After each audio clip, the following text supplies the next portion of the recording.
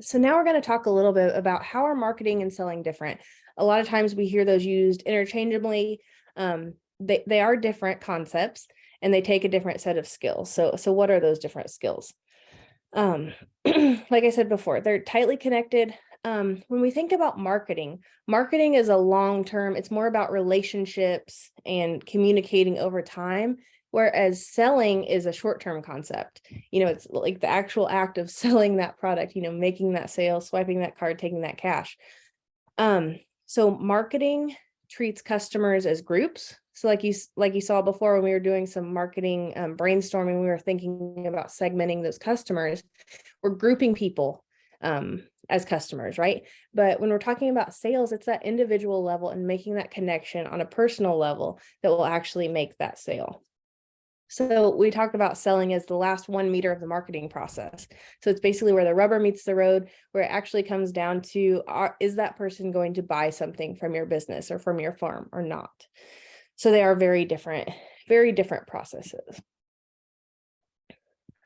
A lot of farmers say, I'm not a good salesperson. I don't like being pushy. I don't like feeling manipulative. I don't want to be like a used car salesman. And I can say that my uncle's a used car salesman. We don't want to be pushy and that manipulative, sleazy, kind of slimy type of salesperson. But good selling really comes down to helping people. So all people have needs or wants. Good selling is actually helping people to get the things that they want and need. And when you frame it in that way, you're saying, oh, okay, I'm helping somebody, right? They're going to buy it if it's something that they want or something that they need. But ultimately that customer that you're interacting with, whether it's potential or, loyal customer that keeps coming back, they have the right to decide whether or not they're going to buy from you. Okay. And you have the obligation to explain to them and help them understand what they, need to know about your product or service so that they can make a good decision and ultimately the right decision to buy from you. So it really comes down to good selling is really helping people and forming that relationship to make that final transaction.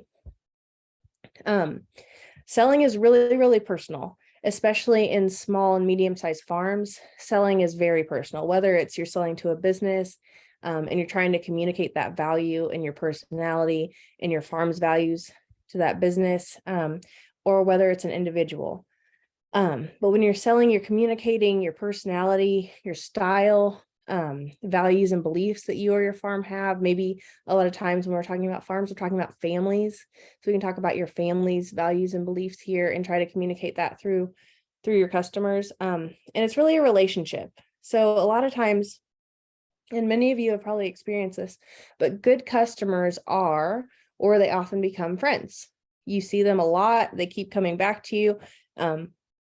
Over time, they feel like family. You want to help them. You're trying to help them, and they want to help you by giving you their business. We sell all the time. If you think, if you're a farm, if you're out there in the community, you're talking to people, maybe they ask, how's your business going? That's a chance for you to sell your farm, to market your farm to people. We don't want to impose our views on other people, but we want to be responsive to the customer's needs and values.